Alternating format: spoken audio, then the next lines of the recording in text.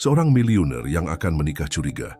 Tunangannya hanya mengejar hartanya dan meminta ibunya berpiura sebagai pembantu. Dia terkejut saat melihat tunangannya sengaja membuang sampah ke lantai untuk menghina ibunya. Apa yang terjadi beberapa hari kemudian membuatnya ngeri. Budi Santoso memandang pemandangan dari atas apartemen penthouse 3 tingkatnya di Jalan Menteng. Salah satu alamat paling eksklusif di Jakarta. Di usia 35 tahun, ia telah melipat gandakan kekayaan yang diwariskan ayahnya, mengubah perusahaan, konstruksi keluarga Santoso menjadi kerajaan bisnis yang beragam, termasuk hotel mewah, pengembang properti, dan perusahaan pembiayaan. Wajahnya sering menghiasi sampul majalah bisnis sebagai salah satu pengusaha paling sukses dan diincar di negara ini. Terlarut dalam pikirannya, Budi hampir tidak menyadari ketika Ayu memasuki balkon. Dia mendekati Budi dengan diam-diam dari belakang dan memeluk pinggangnya. Parfum mahalnya yang khas mengumumkan kehadirannya, bahkan sebelum sentuhannya. "Apa yang kamu pikirkan, sayang?" tanya Ayu dengan suaranya yang merdu yang selalu memesona Budi. Budi berbalik untuk mengaguminya. Ayu Pertiwi sangat memukau. Seorang model dan influencer digital dengan jutaan pengikut. Berusia 28 tahun, kulit kecoklatan, mata hijau yang menghipnotis, dan senyum yang menerangi setiap ruangan. Mereka bertemu di acara amal 9 bulan, lalu dan lamaran pernikahan datang setelah 6 bulan hubungan yang intens. Tanggal pernikahan sudah ditetapkan, tepat 3 bulan dari hari itu. "Memikirkan betapa beruntungnya aku," jawab Budi, mencoba mengusir keraguan yang menghantuinya sejak percakapannya dengan sahabatnya, Anwar, malam sebelumnya. "Akulah yang beruntung," jawabnya, mencium Budi dengan lembut. "Aku akan bersiap-siap untuk makan malam di rumah ibumu." Sementara Ayu berjalan dengan anggun menuju ruang ganti, Budi kembali menatap Cakrawala Jakarta. Kata-kata Anwar bergema dalam pikirannya. "Apa kamu tidak merasa semuanya terlalu cepat? Sudahkah kamu berpikir bahwa dia mungkin hanya tertarik pada apa yang kamu miliki? Dia tidak pernah menunjukkan ketertarikan pada siapapun dengan kurang dari 7 digit di rekening bank mereka." Budi mencoba mengabaikan sindiran itu, tetapi benih keraguan telah tertanam. Dia tidak naif. Dia tahu kekayaannya menarik orang-orang dengan motif tersembunyi. Sebelum Ayu, dia pernah menjalin hubungan yang berakhir. Ketika dia menyadari bahwa bukan dirinya yang menarik, melainkan kekayaannya. Apakah Ayu berbeda? 2 jam kemudian, Budi memarkir Porsche-nya di rumah mewah ibunya di Pondok Indah. Ibu Rahmi Santoso, wanita elegan berusia 60 tahun, menyambut putra dan calon menantunya dengan pelukan hangat, meskipun matanya yang tajam menilai Ayu dengan perhatian diam-diam. Makan malam berlangsung dengan kecanggihan biasa yang menandai pertemuan di rumah Ibu Rahmi.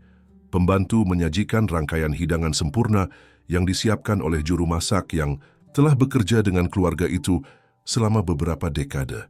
Ayu memuji setiap detail dekorasi dan makanan, berbicara tentang seni dan sastra dengan alami, dan memperlakukan pembantu dengan sopan. Setelah makan malam, sementara Ayu mengagumi koleksi seni di ruang tamu, Budi memanfaatkan kesempatan untuk berbicara secara pribadi dengan ibunya di ruang kerja. "Bu, aku butuh bantuan ibu," kata Budi menutup pintu di belakangnya. "Ada apa, nak? Kamu tampak khawatir." Budi ragu sejenak, sadar akan apa yang akan dia minta. "Aku punya beberapa keraguan tentang Ayu, tentang niat sebenarnya dia terhadapku." Ibu Rahmi menghela napas dalam-dalam. "Aku sudah menduganya. Kamu terlalu terburu-buru dengan hubungan ini." Anwar mengatakan beberapa hal yang tidak bisa aku hilangkan dari pikiranku, dan beberapa teman sudah menyindir bahwa dia mungkin bersamaku karena uang. "Dan apa yang kamu ingin aku lakukan, Budi?" "Aku punya rencana," katanya condong ke depan. "Aku ingin ibu menyamar sebagai pembantu di rumahku selama seminggu. Amati bagaimana Ayu bertindak ketika aku tidak ada, bagaimana dia memperlakukan staf ketika dia pikir tidak ada yang melihat." Ibu Rahmi membelalakkan matanya, jelas terkejut. "Kamu memintaku untuk berpura-pura menjadi pembantu." "Budi, ini gila. Tolong, Bu, hanya seminggu. Tidak ada yang akan tahu selain kita. Aku perlu yakin sebelum menikah. Dan kamu tidak percaya pada kemampuanmu sendiri untuk menilai karakternya?" Aku terlalu terlibat. Aku butuh mata yang tidak memihak. Ibu Rahmi berjalan ke jendela, memandangi taman yang terawat rapi yang sangat dia cintai. Tahukah kamu bahwa aku akan segera menerima undangan untuk memberikan serangkaian kuliah tentang arsitektur kolonial Indonesia di Eropa? Ini adalah sesuatu yang aku impikan selama bertahun-tahun. Aku tidak tahu, akui Budi. Merasa sesaat bersalah karena terlalu asyik dengan kehidupannya sendiri, sehingga bahkan tidak mengetahui impian ibunya. Setelah ayahmu meninggalkan kita, aku mendedikasikan hidupku untukmu dan perusahaan. Aku meninggalkan karirku sebagai sejarawan dan arsitek untuk memastikan kamu memiliki segalanya. Sekarang aku akhirnya bisa melanjutkan proyek pribadiku. Aku mengerti, Bu. Jika ibu tidak ingin melakukan ini, aku akan menghormati keputusan ibu. Ibu Rahmi memandang putranya, tatapan yang sama dengan mendiang suaminya, kekeras-kepalaan yang sama.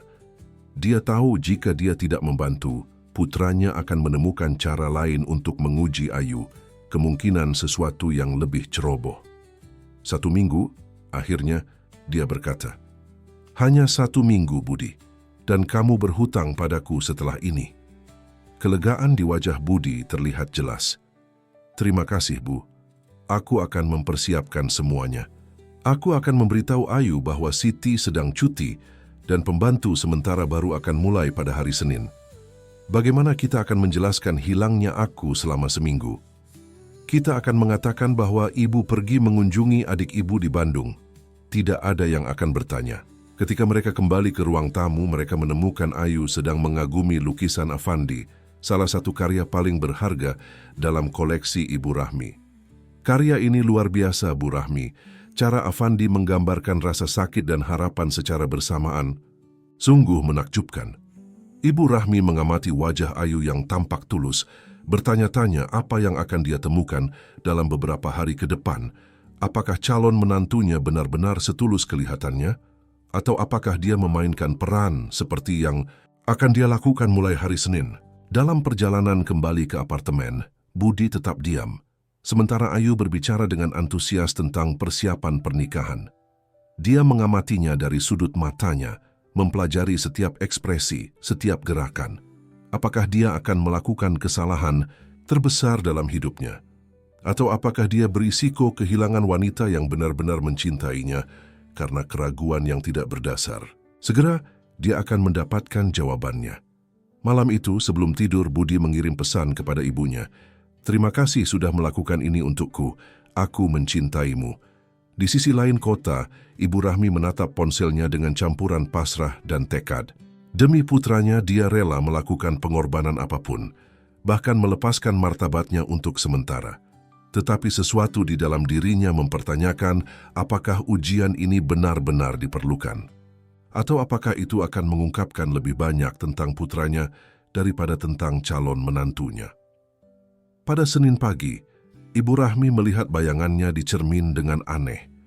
Mengenakan seragam pembantu rumah tangga sederhana, tanpa riasan dan dengan rambut abu-abu yang diikat dalam sanggul sederhana. Dia tampak seperti versi dirinya yang tak dikenal.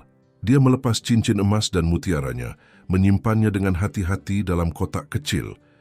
Satu-satunya barang yang dia pertahankan adalah cincin kawinnya, simbol pengorbanan yang telah dia lakukan demi cinta.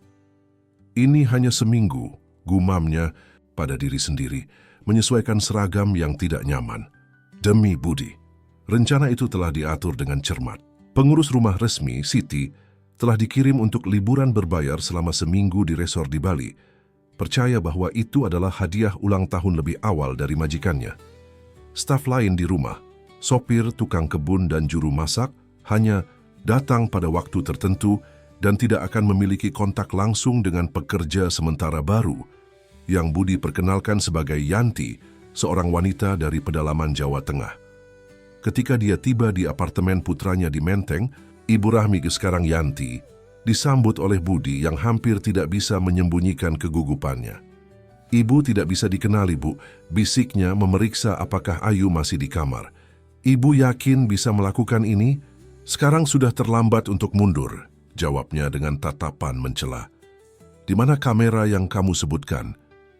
Budi menunjukkan dengan hati-hati perangkat kecil yang dipasang di titik-titik strategis apartemen, di ruang tamu, dapur, dan koridor. Aku bisa memantau semuanya melalui ponsel atau komputer di kantor. Ini pelanggaran privasi, Budi. Aku harap kamu menyadarinya. Sebelum mereka bisa melanjutkan percakapan, mereka mendengar suara sepatu hak tinggi mendekat. Ayu muncul menawan dalam gaun merah, siap untuk sebuah pertemuan. "Selamat pagi sayang," katanya mencium Budi dengan cepat di bibirnya. Kemudian dia melihat kehadiran pembantu baru. "Ah, kamu pasti Yanti. Budi menceritakan tentangmu. Selamat datang." Ibu Rahmi membuat sedikit membungkuk, menjaga matanya tetap rendah seperti yang dia bayangkan akan dilakukan oleh pembantu yang rendah hati. "Terima kasih banyak, Nyonya. Saya di sini untuk melayani." "Tolong, panggil saja Ayu," katanya dengan senyum hangat. "Budi, aku harus pergi. Aku punya pertemuan dengan penyelenggara pernikahan dan kemudian sesi foto untuk kampanye toko perhiasan." Setelah Ayu pergi, Budi mengantar ibunya ke seluruh penthouse, menjelaskan tugasnya sebagai pembantu. "Cobalah membuat kesalahan kecil dengan sengaja, seperti menunda sarapan atau mengubah tempat barang. Aku ingin melihat bagaimana reaksinya di bawah tekanan." Ibu Rahmi merasakan sedikit kekecewaan terhadap putranya. "Kamu ingin aku sengaja memprovokasi tunanganmu?" "Aku ingin melihat karakter aslinya, Bu.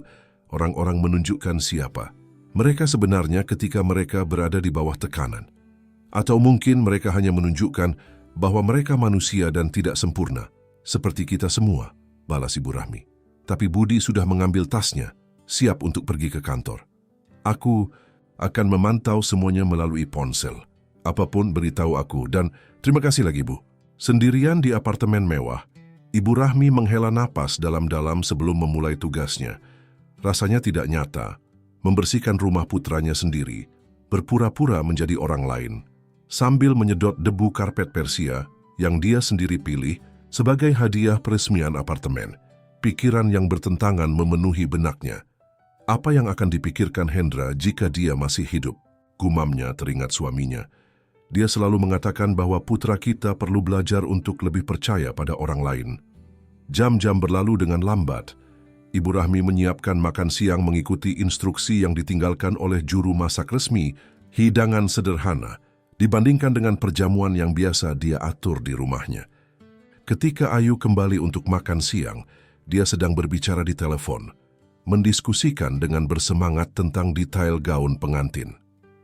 "Yanti, bisa siapkan makan siang, tolong?" pinta Ayu, menutupi mikrofon telepon dengan tangannya.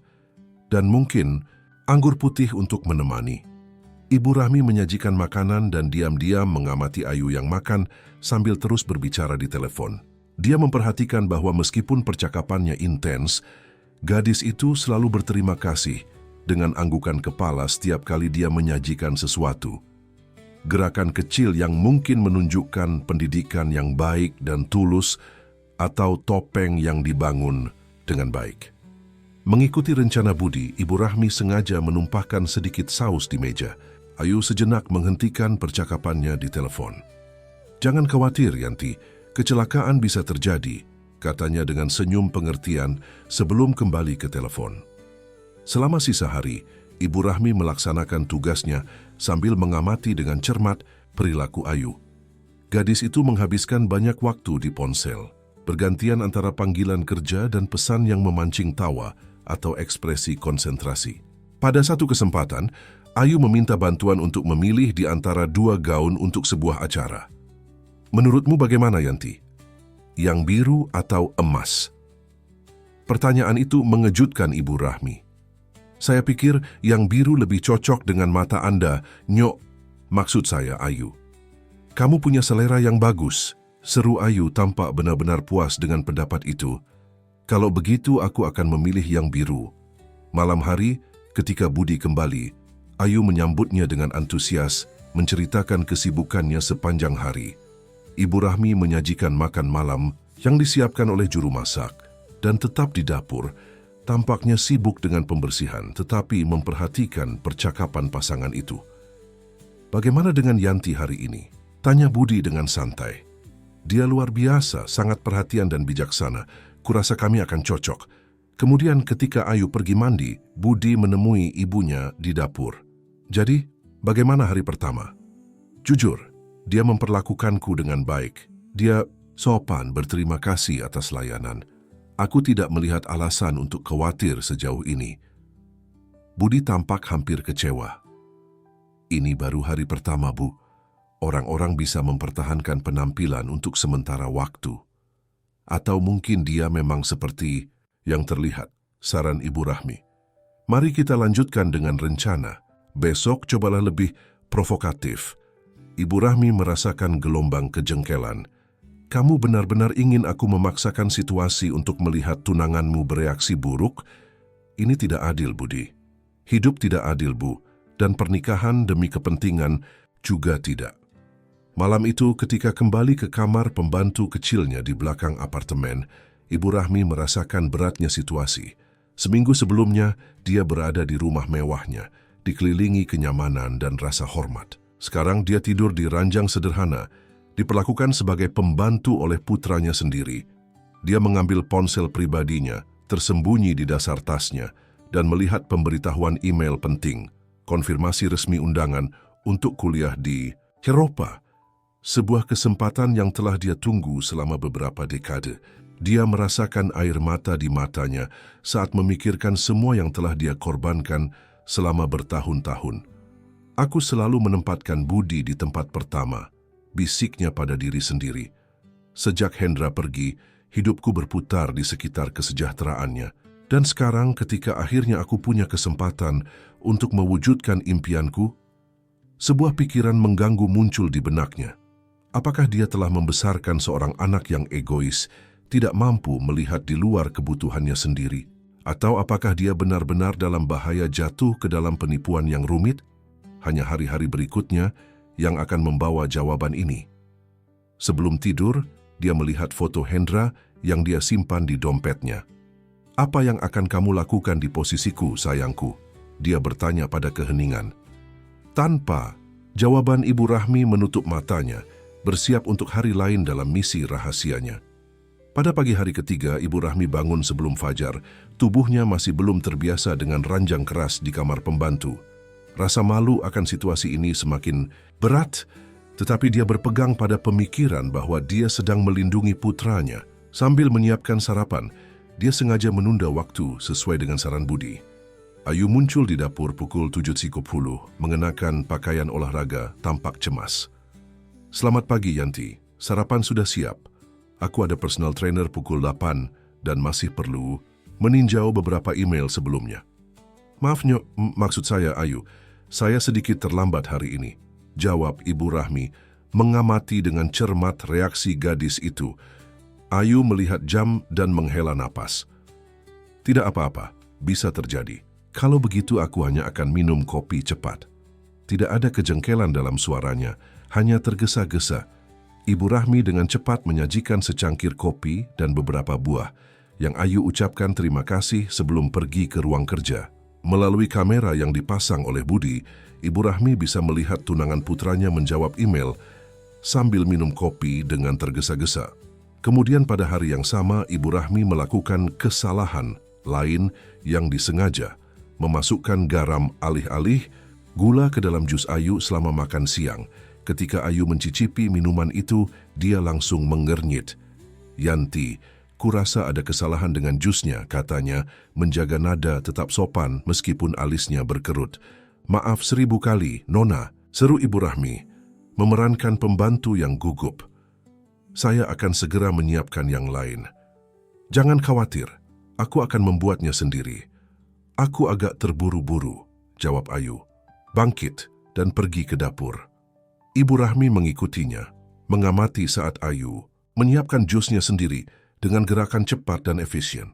Tidak ada kemarahan yang tampak, hanya sedikit kejengkelan yang tampaknya lebih ditujukan pada situasi daripada pada pembantu. Kamu tampaknya tidak terbiasa dengan dapur, komentar Ayu dengan santai sambil memotong jeruk. Dari mana asalmu? Dari pedalaman Jawa Tengah, Nona. Saya lebih bekerja dengan pembersihan di rumah terakhir saya. Aku mengerti, Jangan khawatir, semua orang membuat kesalahan ketika baru mulai. Besok akan lebih baik. Ada kebaikan dalam kata-kata Ayu, tetapi Ibu Rahmi melihat jarak tertentu dalam tatapannya. Apakah dia hanya bersikap sopan demi kenyamanan? Atau apakah dia benar-benar orang yang pengertian? Sore hari saat merapikan lemari pakaian bersama pasangan itu, Ibu Rahmi menemukan sesuatu yang menarik. Kotak sepatu tersembunyi di bagian belakang lemari Ayu, di bawah beberapa tas bermerek. Dia ragu sejenak, sadar akan pelanggaran privasi, tetapi teringat tujuan misinya. Dia membuka kotak itu dan menemukan beberapa foto lama, surat, dan flash disk. Satu foto khususnya menarik perhatiannya. Ayu, tampaknya beberapa tahun lebih, muda memeluk seorang pria dengan penampilan canggih yang tidak dikenali oleh Ibu Rahmi. Di belakang foto sebuah tulisan, "Selamanya, cintaku. Jangan pernah lupa rencana kita, Dimas." Jantung Ibu Rahmi berdetak cepat. Apakah ini petunjuk konkret pertama bahwa Ayu menyembunyikan sesuatu? Dengan cepat, dia mengambil foto gambar itu dengan ponsel pribadinya dan menaruh kembali semuanya, persis seperti yang dia temukan. Dia baru saja menutup lemari ketika mendengar pintu apartemen terbuka. Ayu kembali lebih awal dari yang diharapkan. "Yanti, di mana kamu?" panggil Ayu. "Di sini di kamar, Nona. Saya sedang merapikan lemari," jawab Ibu Rahmi, keluar dengan tergesa-gesa dari ruangan. Ayu mengamatinya dengan ekspresi penasaran. "Ada masalah? Kamu tampak gugup." "Tidak, Nona. Saya hanya terkejut dengan kedatangan Anda." Ayu tersenyum, tetapi matanya tetap waspada. "Aku pulang lebih awal karena merasa tidak enak badan selama sesi foto. Kurasa aku akan istirahat sebentar. Mau saya siapkan teh?" "Itu bagus sekali, terima kasih."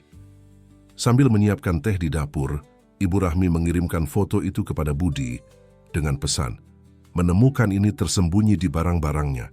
Kenal pria ini?" Jawaban datang hampir seketika. "Tidak pernah melihatnya sebelumnya. Terus selidiki." Ketika membawa teh untuk Ayu, yang bersandar di sofa ruang tamu sambil membaca majalah pengantin, Ibu Rahmi memutuskan untuk menyelidiki dengan halus. Nona tampak cemas dengan pernikahan. Ayu mengangkat matanya dari majalah. "Iya, ini langkah besar bukan?" "Tentu saja, sudah lama kenal Pak Budi." "Kurang dari setahun sebenarnya," jawab Ayu dengan senyuman. "Tapi ketika itu benar kita tahu. Dan sebelum dia..."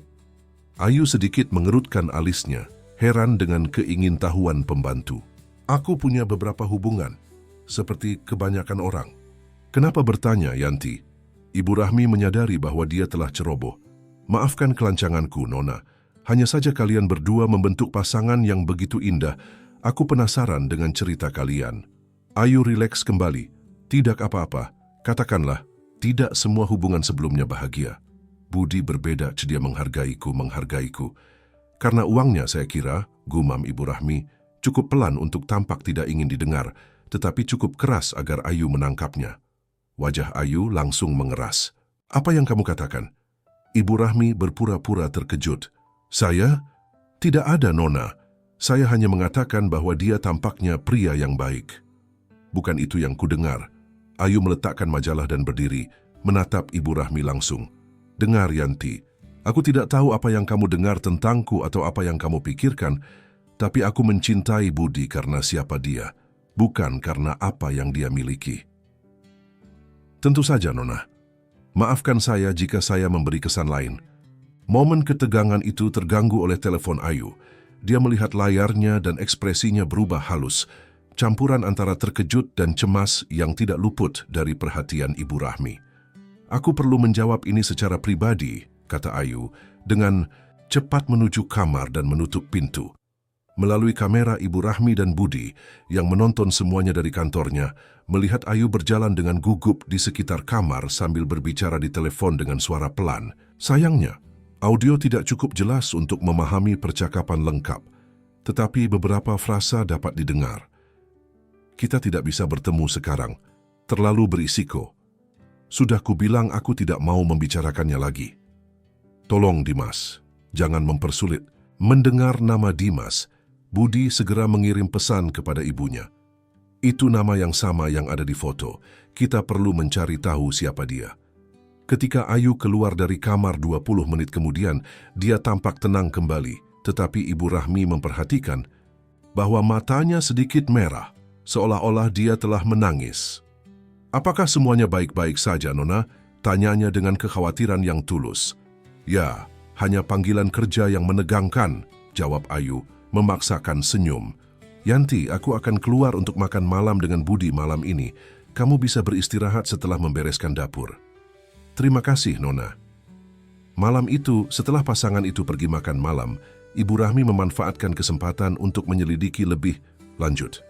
Dia kembali ke lemari dan memeriksa kembali kotak misterius itu.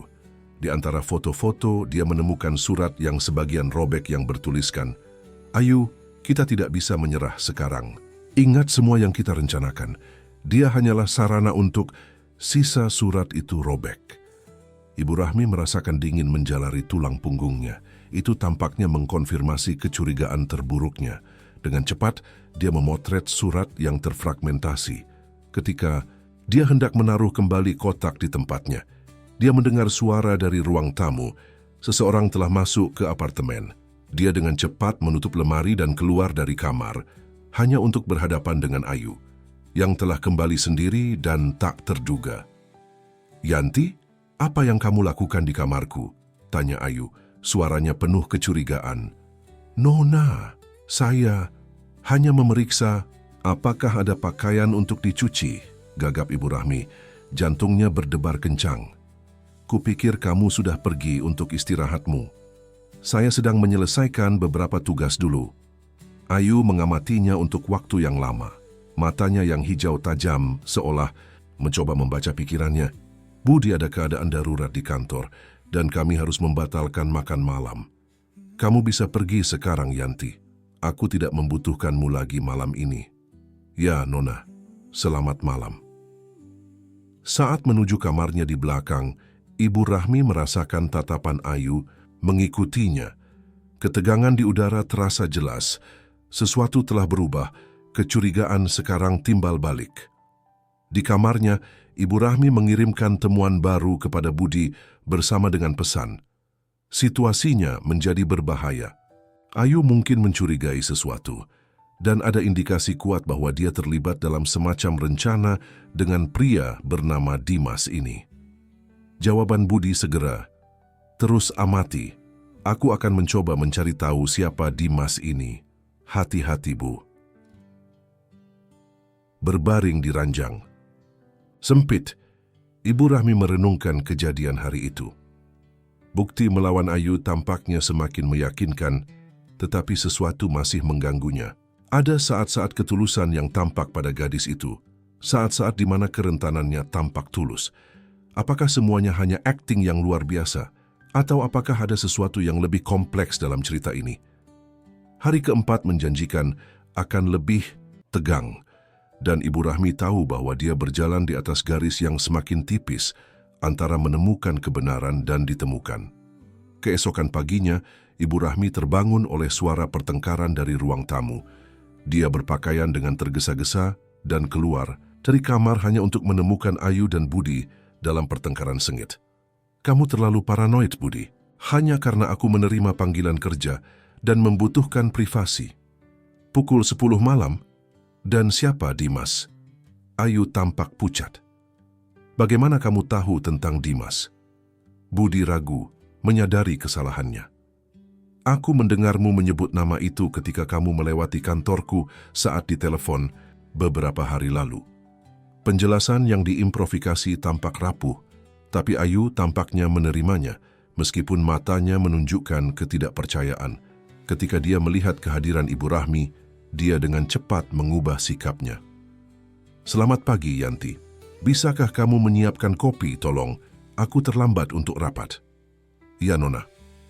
Di dapur, Ibu Rahmi bisa mendengar kelanjutan diskusi dengan suara rendah. Ada ketegangan yang nyata di udara yang tidak ada pada hari-hari sebelumnya. Ketika dia kembali dengan kopi, pasangan itu telah berpisah. Ayu melihat ponselnya dengan gugup sementara Budi memandang keluar jendela, ekspresinya tertutup.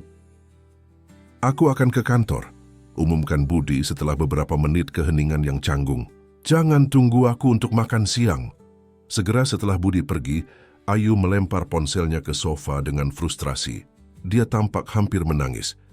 Yanti, panggilnya tiba-tiba, apakah kamu percaya orang bisa berubah? Pertanyaan itu mengejutkan Ibu Rahmi.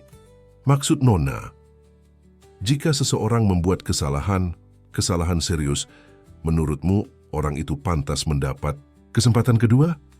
Ada kerentanan tulus dalam suara Ayu yang membuat Ibu Rahmi ragu. Apakah itu pertanyaan filosofis atau pengakuan tidak langsung? Saya kira tergantung pada kesalahan dan penyesalannya, jawabnya dengan hati-hati. Beberapa orang pantas mendapat pengampunan, yang lain hanya berpura-pura berubah. Ayu menatapnya dengan intensitas. Dan bagaimana mengetahui perbedaannya? Waktu mengungkapkan kebenaran, Nona. Selalu. Keheningan yang tidak nyaman menggantung di antara mereka sampai Ayu akhirnya berdiri. Aku perlu pergi.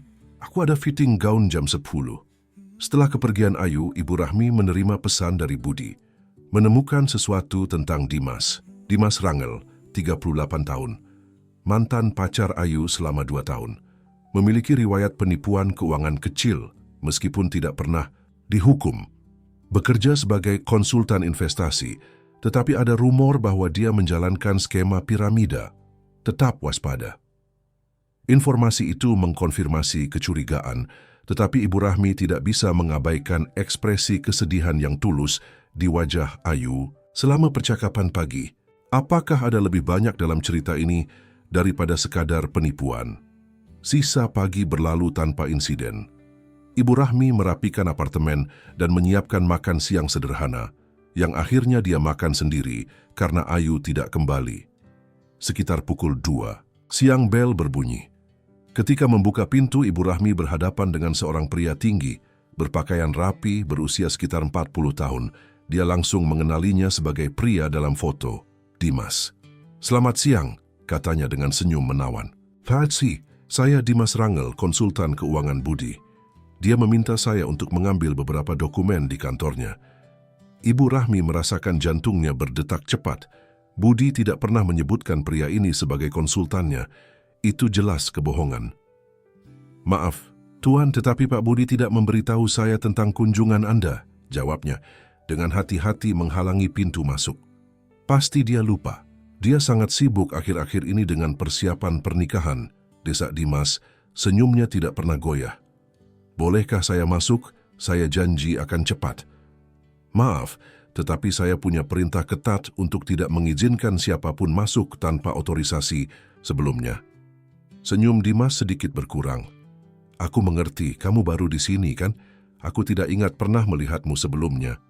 "Ya Tuan, saya mulai minggu ini." "Baiklah, saya akan menelepon Budi kalau begitu," katanya mengambil ponselnya. "Siapa namamu lagi?" "Yanti, Tuan." Dimas melakukan panggilan cepat, tetapi Ibu Rahmi menyadari bahwa dia tidak benar-benar berbicara dengan Budi. Itu adalah sandiwara. "Budi, ini aku, Dimas. Aku di sini di apartemenmu untuk mengambil dokumen yang kita bicarakan, tetapi pembantu barumu, Yanti, tidak mengizinkan aku masuk." "Ya, aku mengerti. Baik, akan kuberitahu dia." Menutup telepon, dia tersenyum. "Lagi. Budi memintamu untuk mengizinkan aku masuk," katanya dia lupa memberitahu. Ibu Rahmi tahu dia berhadapan dengan pembohong yang terampil. Tetapi dia juga tahu ini bisa menjadi kesempatan unik untuk mengetahui lebih banyak tentang hubungan antara Ayu dan pria ini. Dia memutuskan untuk mengambil risiko. "Dalam hal ini, silakan masuk, Tuan. Tetapi saya mohon agar singkat." "Tentu," jawab Dimas memasuki apartemen dengan keakraban seseorang yang pernah berada di sana sebelumnya. Ibu Rahmi mengikutinya dengan diam-diam saat dia berjalan langsung ke kantor Budi, tanpa perlu petunjuk tentang lokasinya. Di kantor, dia mulai membuka laci dengan lancar. "Tuan tahu di mana dokumen yang Anda cari?" tanyanya, mencoba terlihat membantu sambil mengamati dengan cermat gerakannya. Tentu, jawabnya dengan santai. Budi selalu menyimpan kontrak penting di laci kedua. Sementara Dimas menggeledah laci, Ibu Rahmi mengirim pesan diam-diam kepada Budi. "Dimas ada di sini di apartemen. masuk dengan berbohong bahwa dia adalah konsultan keuanganmu, mencari dokumen di kantormu. Apa yang harus kulakukan?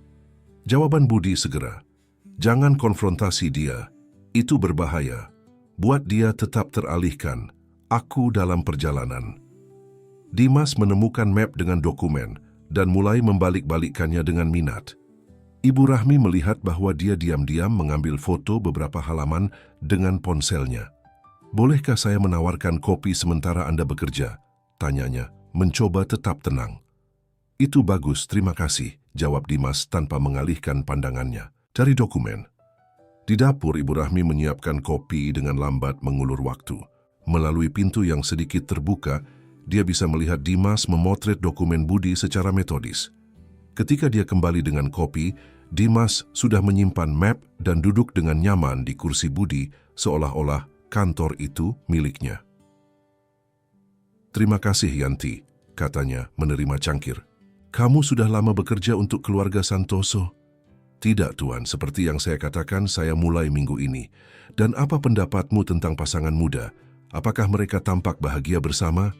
Pertanyaannya santai, tetapi tatapan Dimas tajam menilai. Bukan saya yang menilai Tuan, jawab Ibu Rahmi dengan hati-hati. Tentu, tapi kamu pasti mengamati hal-hal.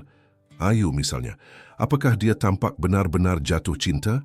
Nona Ayu tampak sangat berdedikasi kepada Pak Budi, jawab Ibu Rahmi, memilih kata-katanya dengan hati-hati. Dimas tersenyum, senyum yang tidak mencapai matanya. Menarik.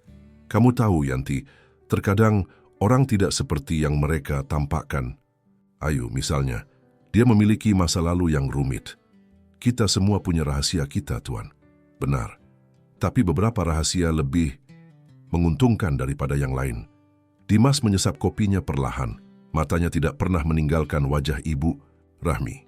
Kamu tampak cerdas untuk seorang pembantu rumah tangga. Terima kasih, Tuan, jawabnya. Menjaga ekspresi netral meskipun ada penghinaan terselubung. Pada saat itu, pintu apartemen terbuka dan Ayu masuk membeku ketika melihat Dimas duduk di kantor Budi. Apa yang kamu lakukan di sini? Tanyanya. Wajahnya pucat karena syok. Dimas berdiri dengan tenang. Hanya kunjungan bisnis, sayang. Aku datang untuk mengambil beberapa dokumen untuk analisis. Kamu tidak seharusnya berada di sini, desis Ayu melihat dengan gugup ke arah Ibu Rahmi. Yanti, bisakah kamu memberi kami privasi, tolong? Tentu Nona, jawab Ibu Rahmi, mundur ke dapur, tetapi tetap cukup dekat untuk mendengar percakapan. Kamu sudah gila. Suara Ayu rendah tetapi intens. Budi bisa datang kapan saja. Tenang. Aku hanya memajukan sesuatu. Dokumen yang kuambil akan memberi kita akses ke rekening offshore. Aku sudah bilang aku tidak mau ikut lagi dalam hal ini. Terlambat. Sayang, kamu terlibat sampai leher. Atau kamu sudah lupa apa yang terjadi di Surabaya? Ada keheningan panjang. Ketika Ayu berbicara lagi, suaranya bergetar. Itu bertahun-tahun yang lalu, aku orang yang berbeda. Orang tidak berubah sebanyak itu. Kamu selalu tahu cara bermain, Ayu. Itulah sebabnya kita bersama. Kita tidak lagi bersama. Aku mencintai Budi. Dimas tertawa, suara dingin dan sarkastik. Tolong, kamu mencintai apa yang dia representasikan, keamanan, status, uang bersih. Jangan menipu dirimu sendiri. Kamu harus pergi, sekarang. Aku akan pergi tapi jangan lupa perjanjian kita. Kamu punya waktu sampai pernikahan untuk mendapatkan akses penuh ke rekening. Setelah itu, masing-masing dari kita melanjutkan jalannya, kaya dan bahagia. Dan jika aku menolak, maka tunanganmu akan tahu siapa kamu sebenarnya dan apa yang telah kamu lakukan. Suara langkah kaki yang mendekat memperingatkan Ibu Rahmi yang dengan cepat berpura-pura sibuk dengan piring ketika Ayu masuk ke dapur terlihat terguncang. Yanti, Pak Dimas sudah mau pergi. Tolong jangan sebutkan kunjungan ini kepada Budi. Itu kejutan terkait pernikahan. Seperti yang Nona inginkan, jawab Ibu Rahmi mengamati ketakutan di mata Ayu. Setelah Dimas pergi, Ayu duduk di meja dapur, tampak secara fisik kelelahan. Tangannya sedikit gemetar. Anda baik-baik saja, Nona? Tanya Ibu Rahmi. Benar-benar khawatir meskipun situasinya. Tidak, Yanti. Aku tidak baik-baik saja, jawab Ayu dengan kejujuran yang mengejutkan. Kadang-kadang masa lalu kita mengejar kita, tidak peduli seberapa keras kita mencoba lari darinya. Tatapan yang Ayu berikan kepada Ibu Rahmi penuh dengan rasa sakit yang tampak tulus.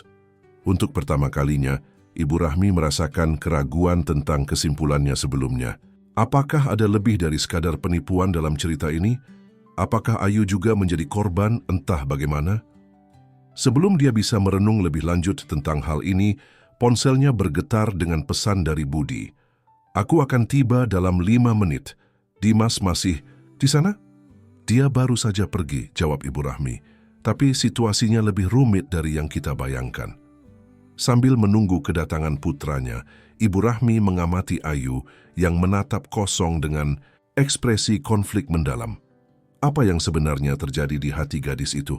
Apakah dia benar-benar jatuh cinta pada Budi terlepas dari masa lalunya yang gelap? Atau apakah semuanya bagian dari akting yang rumit? Kebenaran, Ibu Rahmi mulai curiga, mungkin jauh lebih kompleks daripada hitam dan putih sederhana yang dibayangkan Budi. Ketika Budi tiba di apartemen, dia menemukan Ayu di balkon, memandang cakrawala Jakarta dengan ekspresi jauh. Ibu Rahmi tetap diam-diam di dapur, berpura-pura menyiapkan makan malam sambil mengamati interaksi pasangan itu melalui kamera di tablet yang Budi tinggalkan tersembunyi. "Kamu baik-baik saja?" tanya Budi, mendekati Ayu dengan hati-hati. "Kamu tampak khawatir." Ayu berbalik menghadapnya, jelas ragu-ragu sebelum menjawab. "Aku hanya lelah. Persiapan pernikahan, banyak detail." "Kamu yakin hanya itu?" Sejenak, tampaknya Ayu akan membuka diri. Ada kerentanan di matanya yang menunjukkan konflik internal yang dalam. Tapi kemudian dia tersenyum, meskipun senyumnya tidak mencapai matanya. "Tentu. Apalagi?" Budi memeluknya dari belakang, menatap pemandangan yang sama. "Kamu tahu kamu bisa menceritakan apapun padaku, kan?" "Aku tahu," jawabnya, suaranya hampir berbisik. Tapi beberapa hal sulit dikatakan. Di dapur, Ibu Rahmi merenungkan semua yang telah dia saksikan. Percakapan antara Ayu dan Dimas jelas menunjukkan bahwa ada semacam rencana yang melibatkan uang Budi. Tetapi juga menunjukkan bahwa Ayu mencoba menjauhkan diri dari rencana itu. Mungkinkah dia benar-benar jatuh cinta pada Budi dalam prosesnya? Atau apakah itu hanya lapisan manipulasi lainnya? Kemudian malam itu, setelah makan malam, Budi menemui ibunya di dapur. Jadi, apa yang sebenarnya terjadi dengan Dimas? Ibu Rahmi melaporkan secara detail kunjungan Dimas dan percakapan yang dia dengar antara dia dan Ayu.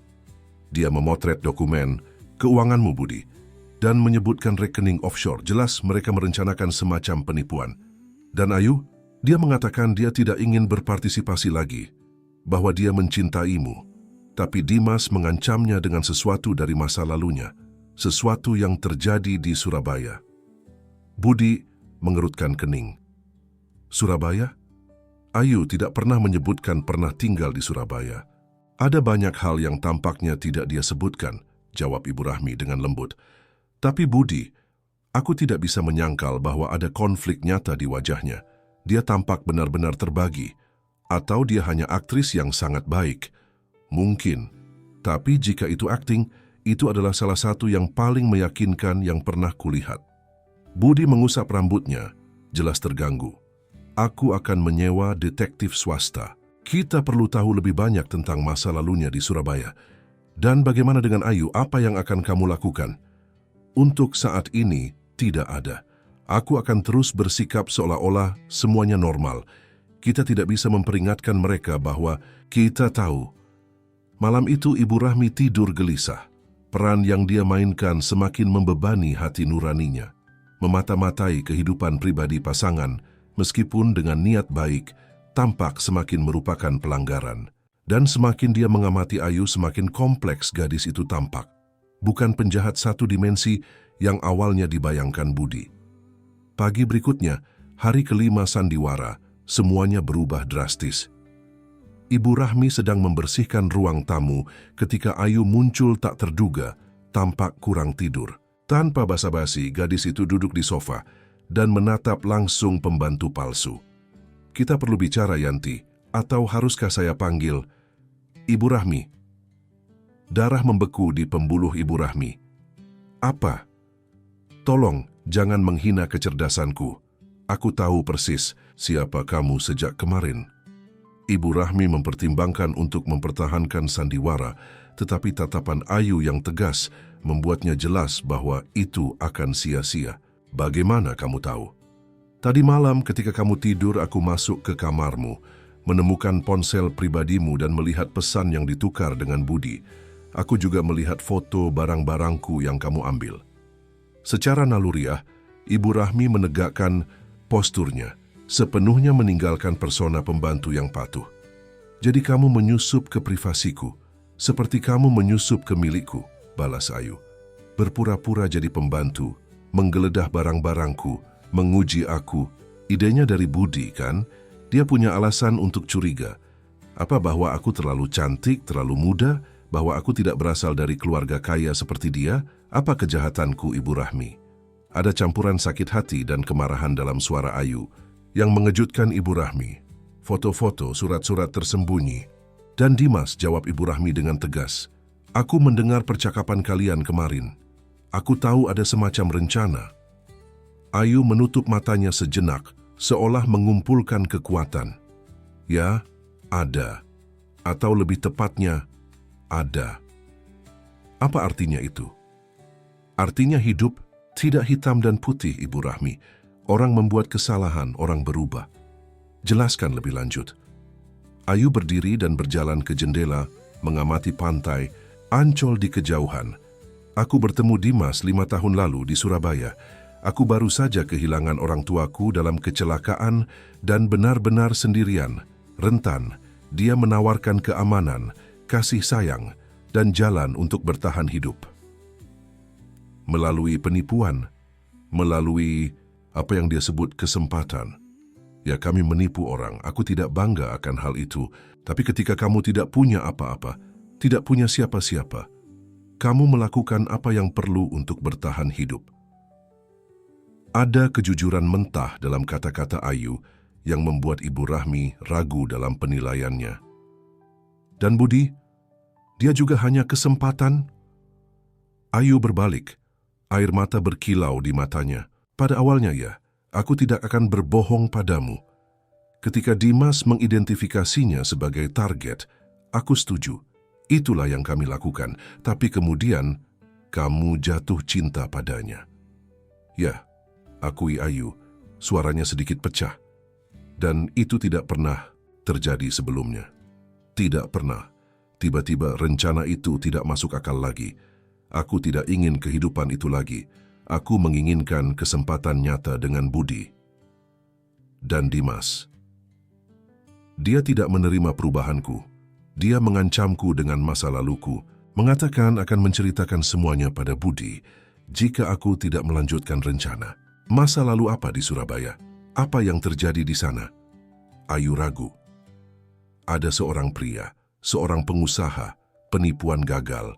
Dia menemukan kami, mengkonfrontasi kami, dan Dimas. Dimas mendorongnya selama pertengkaran. Pria itu jatuh, kepalanya terbentur, dan dia dalam kondisi kritis. Ya Tuhan, bisik Ibu Rahmi. Dia selamat, tapi Dimas meyakinkanku bahwa aku akan dianggap sebagai kaki tangan. Kami melarikan diri malam itu juga. Sejak saat itu, dia menggunakan itu untuk mengendalikanku. Kedua wanita itu diam beberapa saat, beratnya pengungkapan menggantung di antara mereka. Mengapa kamu menceritakan semua ini padaku? Akhirnya tanya Ibu Rahmi. Karena aku lelah hidup dalam kebohongan. Karena ironisnya sandiwara kalian memberi aku keberanian. Melihat sejauh mana Budi pergi untuk menguji karakterku, itu berarti dia benar-benar peduli. Atau bahwa dia sangat mencurigai. Mungkin keduanya, akui Ayu. Tapi aku butuh bantuanmu, Ibu Rahmi. Bantuanku? Setelah semua yang kamu ceritakan, kamu berharap aku membantumu menipu putraku? Tidak. Aku berharap kamu membantuku membebaskan diri dari Dimas sehingga aku bisa jujur dengan Budi.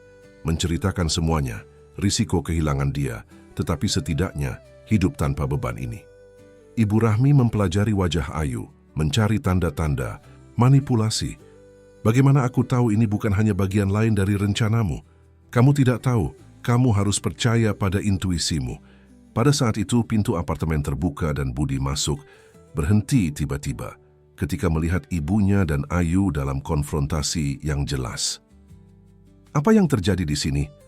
tanyanya, pandangannya beralih dari satu ke yang lain. "Aku baru saja menemukan." "Siapa pembantumu sebenarnya?" jawab Ayu menatapnya langsung. Budi pucat. "Ayu, aku bisa menjelaskan." Tidak perlu. Ibumu sudah menceritakan semuanya. Tentang kecurigaanmu, tentang ujian. "Itu ideku," sela Ibu Rahmi dengan cepat. "Budi hanya ingin memastikan bahwa aku bukan penipu, pemburu harta," sambung. "Ayu, dan apa putusannya Ibu Rahmi? Aku bersalah atau tidak bersalah?" Keheningan Ibu Rahmi adalah jawaban yang cukup. "Aku mengerti," kata Ayu, suaranya mengejutkan tenang. "Baiklah, kurasa ini mengakhiri eksperimen sosial kita. Aku akan berkemas." "Tunggu," kata Budi menghalangi jalannya. "Kita perlu bicara. Tentang Dimas, tentang Surabaya." Mata Ayu melebar. "Kalian tahu tentang semuanya?" "Kami tahu cukup," jawab Budi. "Aku mendengar sebagian percakapanmu dengannya kemarin." Ayu melihat keduanya. Pemahaman muncul di wajahnya. "Kamera, tentu saja. Kalian punya kamera tersembunyi." "Ayu, tolong," mohon Budi. "Jika kamu benar-benar mencintaiku, katakan yang sebenarnya, semuanya." Untuk waktu yang lama, Ayu tetap diam, terjebak antara melarikan diri dan pengakuan. Akhirnya, bahunya turun dalam penyerahan. "Baiklah, mari kita bicara. Tapi tidak di sini, tidak seperti ini. Tidak dengan kamera dan penyamaran. Jika kita akan memiliki percakapan ini, itu harus sebagai orang dewasa. Sebagai yang setara." Budi dan Ibu Rahmi bertukar pandangan. Akhirnya Budi mengangguk. "Adil, mari kita ke rumah ibuku. Di sana kita bisa berbicara secara terbuka." Sementara ketiganya bersiap untuk pergi, Ibu Rahmi merenungkan perubahan aneh dari peristiwa. Apa yang dimulai sebagai ujian karakter sederhana telah berubah menjadi sesuatu yang jauh lebih kompleks. Sekarang, identitas telah terungkap, tetapi kebenaran lengkap masih tersembunyi dalam bayangan. Dan yang paling mengejutkan, untuk pertama kalinya Ibu Rahmi mendapati dirinya berharap Ayu bukan penjahat dalam cerita ini. Rumah Ibu Rahmi di Pondok Indah memancarkan ketenangan yang sangat kontras dengan ketegangan yang mereka bawa. Sopir diberi libur, pengurus rumah asli mendapat liburan tak terduga, dan taman yang subur dikelilingi pohon-pohon tua menjamin privasi yang dibutuhkan untuk percakapan yang akan mereka lakukan. Di ruang tamu yang elegan, dengan perabotan jati antik dan karya seniman Indonesia terkenal, Ibu Rahmi sekarang mengenakan pakaiannya sendiri dan secara bertahap mendapatkan kembali martabatnya, menyajikan kopi sendiri. Keheningan terasa saat masing-masing mengatur pikirannya. "Mulailah dari awal," akhirnya kata Budi duduk di depan Ayu. "Aku ingin tahu semuanya." Ayu menarik napas dalam-dalam, jari-jarinya menggenggam cangkir porselen halus. "Aku lahir di Yogyakarta. Keluargaku tidak kaya, tapi kami hidup baik. Ayahku adalah profesor universitas, ibuku seniman. Aku memiliki masa kecil yang bahagia, kehidupan normal." Suaranya gagal. "Sampai kecelakaan itu." "Kecelakaan apa?" tanya Ibu Rahmi dengan lembut. "Kami sedang pulang dari perjalanan ke Malang. Sebuah truk kehilangan kendali di jalan. Orang tuaku tidak selamat. Aku berusia 22 tahun, di tahun terakhir kuliah jurusan periklanan." Ibu Rahmi memperhatikan bahwa Budi secara naluriah condong ke arah Ayu, seolah ingin menghiburnya, tetapi menahan diri. "Aku kehilangan segalanya hari itu," lanjut Ayu. "Bukan hanya orang tuaku, tapi rumah kami yang digadaikan, rencana masa depanku. Tiba-tiba aku sendirian di dunia dengan hutang dan tanpa tempat untuk pergi." "Apakah saat itu kamu pergi ke Surabaya?" tanya Budi. "Ya, seorang teman kuliah menawariku tempat tinggal sementara aku menyusun kembali hidupku. Aku mendapat pekerjaan sebagai resepsionis di sebuah hotel, tetapi gajinya hampir tidak mencukupi kebutuhan dasarku. Disitulah aku bertemu Dimas, bos di hotel. Dia adalah tamu, menawan, canggih, perhatian, menunjukkan ketertarikan padaku, pada ceritaku, menawarkan bantuan, tempat bersandar. Ketika kamu rentan, ketika kamu telah kehilangan segalanya, mudah untuk terbawa oleh seseorang yang tampak peduli. Ibu Rahmi mengangguk diam-diam, memahami lebih baik daripada Budi bagaimana kerentanan bisa menjadi pintu terbuka bagi manipulator. Kami mulai berkencan dan segera dia mengungkapkan apa yang sebenarnya dia lakukan. Dia bukan pengusaha sah seperti yang dia katakan, tetapi seorang penipu profesional. Dia memenangkan kepercayaan orang kaya, terutama wanita kesepian, dan memanipulasi mereka untuk mendapatkan uang. Dan kamu setuju untuk berpartisipasi dalam hal ini? Tanya Budi. Suaranya mencampur ketidakpercayaan dan kekecewaan. Tidak segera jawab Ayu menatapnya langsung. Pada awalnya aku ngeri, tapi Dimas tahu cara meyakinkanku. Dunia milik orang pintar, katanya. Orang-orang ini punya begitu banyak uang sehingga mereka bahkan tidak akan merindukannya. Sedikit demi sedikit, aku menerima logikanya yang menyimpang. Itu lebih mudah daripada menghadapi kenyataan yang keras. Jadi kalian mulai melakukan penipuan bersama, simpul Ibu Rahmi. Ya, aku adalah wajah cantik umpan. Dimas beroperasi di balik layar. Kami tidak pernah mencuri jumlah besar. Selalu skema investasi palsu yang rumit, penipuan kartu kredit kecil, cukup untuk hidup dengan baik, tetapi tidak cukup untuk menarik banyak perhatian dari pihak berwenang. Sampai insiden di Surabaya, komentar Budi. Ayu menutup matanya sejenak seolah kenangan itu terlalu menyakitkan. Ya, seorang pengusaha sektor pariwisata menemukan skema kami. Dia mengkonfrontasi Dimas di apartemen kami. Ada pertengkaran panas dan Dimas mendorongnya. Dia jatuh, kepalanya membentur sudut meja. Suaranya bergetar. Kami pikir dia asing terluka parah. Kami panik dan melarikan diri malam itu juga. Dan pria itu, tanya Ibu Rahmi. Aku tahu kemudian bahwa dia selamat. Dia mengalami gegar otak serius tetapi pulih. Dimas, bagaimanapun meyakinkanku bahwa aku akan dianggap sebagai kaki tangan jika polisi menemukan kami. Dia menggunakan itu untuk mengendalikanku. Apakah saat itu kalian datang ke Jakarta? Tanya Budi. Ya, Dimas punya kontak di sini. Orang-orang yang bisa memberi kami identitas baru, awal baru. Dan disinilah dia mengidentifikasimu sebagai target berikutnya. Budi berdiri tiba-tiba, berjalan ke jendela. Matahari mulai terbenam, melemparkan warna oranye pada taman yang terawat dengan teliti. Jadi pertemuan kita di acara amal direncanakan. Ya, akui Ayu, suaranya hampir berbisik. Dimas menemukan bahwa kamu akan berada di sana. Meneliti seleramu, kebiasaanmu. Aku tahu persis bagaimana menarik perhatianmu, bagaimana tampil sebagai wanita impianmu. Dan semua yang kita alami selama 9 bulan terakhir, semuanya bohong. Rasa sakit dalam suara Budi terasa. Ayu berdiri dan berjalan ke arahnya. Tidak, itulah bagian yang paling rumit. Aku mulai dengan niat tersembunyi, ya.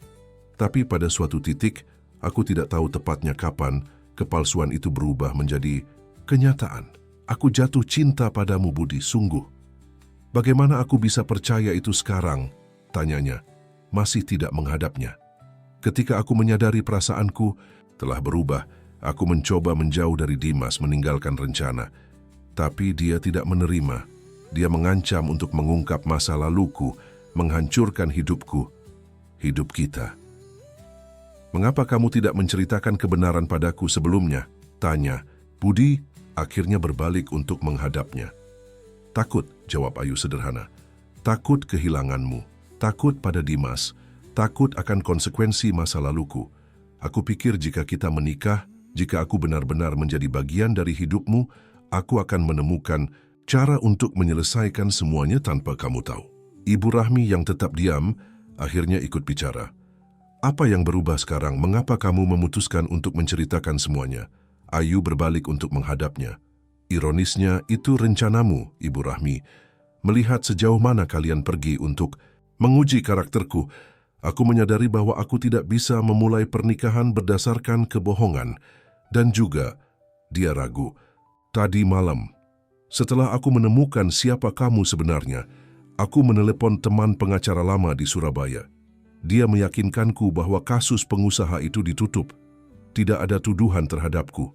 Dimas juga berbohong tentang itu untuk menjagaku tetap di bawah kendali. Keheningan yang mengikuti hanya diisi oleh detak jam kuno di sudut ruangan. Akhirnya Budi berbicara. Aku percaya padamu. Ibu Rahmi dan Ayu memandangnya dengan terkejut. Percaya? Tanya Ayu. Suaranya tercekat oleh emosi. Selama minggu ini, sementara ibuku mengawasimu, aku juga mengawasimu. Aku melihat momen kebaikan tulus ketika kamu pikir tidak ada yang melihat. Aku melihat konflik internalmu. Ini tidak bisa sepenuhnya dibuat-buat. Budi, sela Ibu Rahmi dengan hati-hati, kita tidak bisa mengabaikan bahwa dia mengakui telah memulai hubungan sebagai bagian dari penipuan. Aku tidak mengabaikan, Bu. Aku memilih untuk percaya bahwa orang bisa berubah, bahwa mereka pantas. Mendapat kesempatan kedua, dia menatap langsung ke Ayu. Tapi kita perlu menyelesaikan situasi dengan Dimas terlebih dahulu. Bagaimana? Tanya Ayu. Dia tidak akan menyerah begitu saja.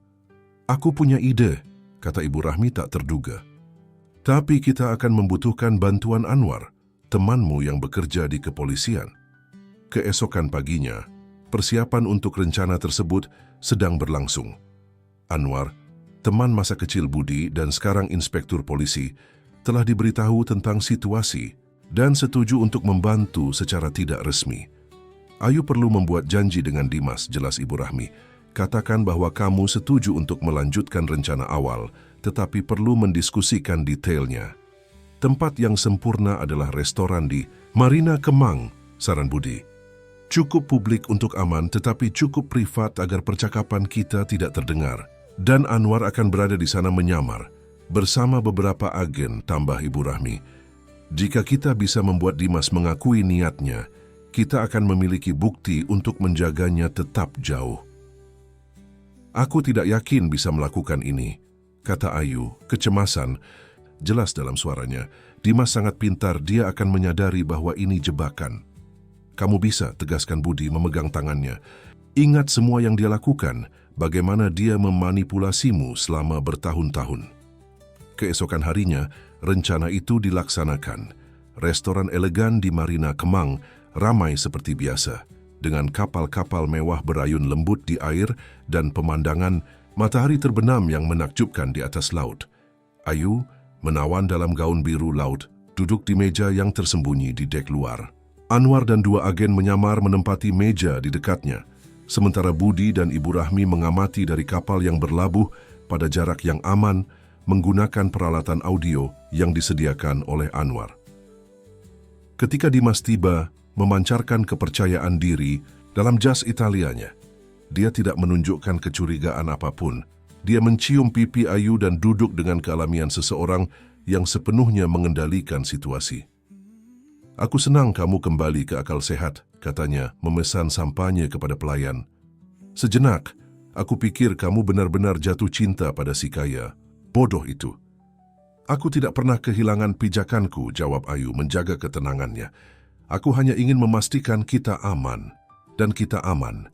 Dalam kurang dari sebulan, kamu akan menjadi Nyonya Santoso dengan akses penuh ke rekening. Semua sesuai rencana kita dari awal. Percakapan berlanjut dengan Dimas merinci rencana. Setelah pernikahan, Ayu secara bertahap akan mentransfer dana ke rekening offshore yang dikendalikan olehnya. Kemudian, dia akan mementaskan kehancuran dalam pernikahan, mendapatkan perceraian yang menguntungkan, dan keduanya akan menghilang dengan uang. Dan jika aku benar-benar jatuh cinta padanya, tanya Ayu, menguji situasi. Dimas tertawa, suara dingin dan penuh perhitungan. Ayolah Ayu, kita berdua tahu kamu tidak jatuh cinta.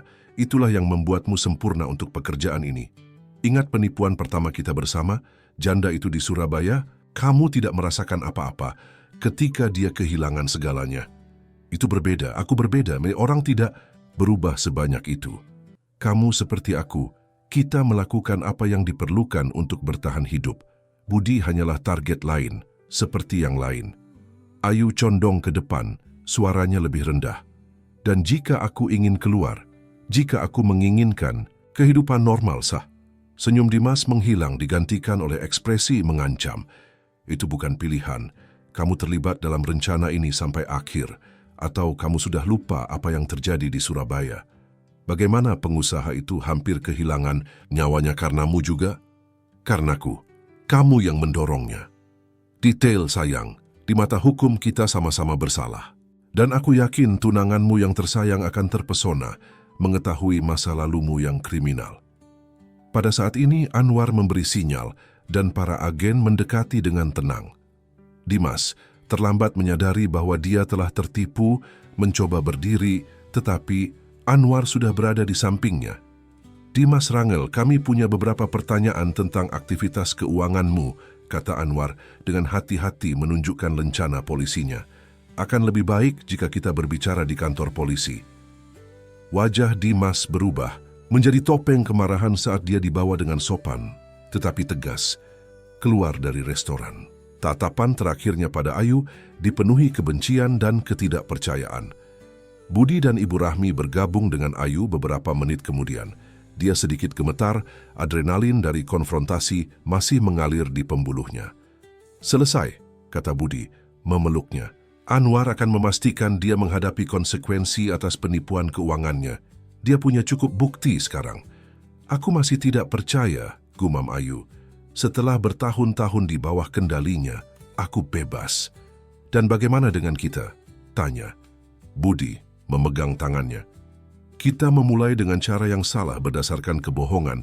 Aku tidak tahu apakah kita bisa melanjutkan begitu saja, seolah-olah tidak ada yang terjadi. Aku mengerti, jawab Ayu, air mata berkilau di matanya. Aku tidak berharap kamu langsung memaafkanku atau mempercayaiku lagi. Aku hanya ingin kesempatan untuk menunjukkan siapa aku sebenarnya sekarang. Ibu Rahmilah yang mengejutkan keduanya dengan intervensinya. Kamu tahu, ketika Budi memintaku untuk berpura-pura menjadi pembantu, aku marah. Aku merasa dia menyalahgunakan cintaku, menggunakanku sebagai alat. Tapi sekarang, aku menyadari bahwa terkadang kita perlu pergi ke ekstrim untuk melindungi orang yang kita cintai dan untuk menemukan kebenaran penting. Dia berbalik ke Ayu. Kamu membuat kesalahan tetapi kamu juga korban, dan yang paling penting, kamu punya keberanian untuk menghadapi masa lalumu dan memilih jalan yang berbeda. Itu membutuhkan kekuatan. Melihat Budi, Ibu Rahmi melanjutkan, Nak, kamu juga membuat kesalahan dalam cerita ini. Meragukan, menguji, melanggar privasi, ini adalah hal-hal yang dapat menghancurkan kepercayaan. Mungkin kalian berdua layak mendapat kesempatan kedua, bukan hanya Ayu, tetapi hubungan itu sendiri. Budi menatap dalam-dalam ke mata Ayu. Kurasa kita butuh waktu, bukan untuk melupakan, tetapi untuk membangun kembali, untuk mengenal Ayu, yang sebenarnya tanpa topeng atau rencana. Aku akan sangat menyukainya, jawabnya. Senyum tulus menerangi wajahnya. 2 minggu kemudian, Ibu Rahmi bersiap untuk perjalanannya ke Eropa.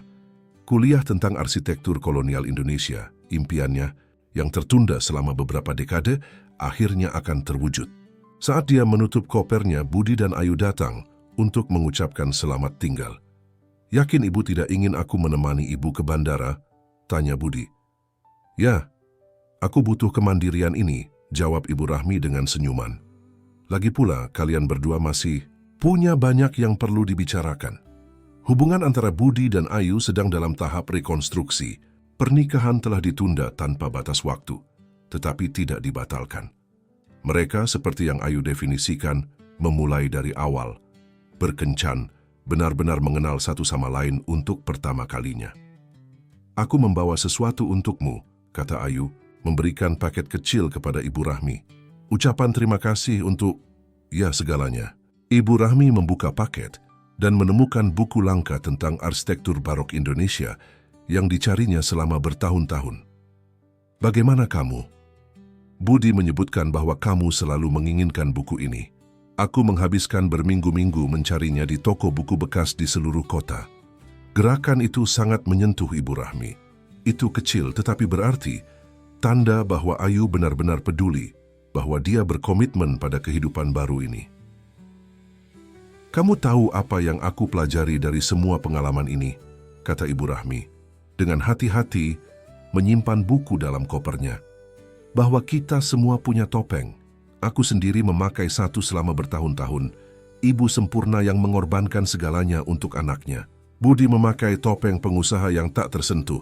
Dan kamu, Ayu, penipu tanpa hati. Dan sekarang? Tanya Budi. Sekarang kita bisa mencoba hidup tanpa topeng. Menjadi tidak sempurna, rentan, autentik. Itu menakutkan, tapi juga membebaskan. Sebelum pergi, Ibu Rahmi memeluk Ayu dan berbisik di telinganya. Jaga putraku, dan yang lebih penting, jaga dirimu sendiri. Kamu layak mendapatkan kehidupan yang penuh. Di bandara, sendirian untuk pertama kalinya dalam bertahun-tahun, Ibu Rahmi merasakan campuran kekhawatiran dan kegembiraan. Pada usia 60 tahun, dia akhirnya melanjutkan impiannya, menemukan kembali wanita yang ada di balik peran ibu yang berdedikasi. Sementara itu, di kafe kecil di Danau Sunter, Budi dan Ayu berbicara secara terbuka tentang ketakutan, harapan dan rencana mereka untuk masa depan.